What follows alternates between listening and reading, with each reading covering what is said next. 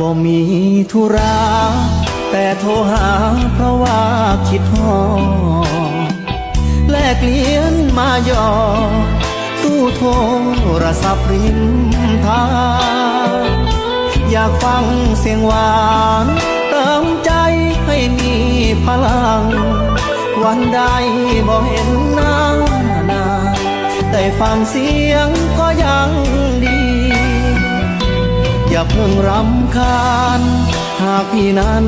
โทรมาบ่อยเห็นใจพี่หน่อยบอกคอยพบเจ้าสักทีอยากฟังเสียงหวานคอยแล้วกับมิตรจีลีเบอร์โทรที่ทำงานพี่เคยให้ทำหายหรือยัง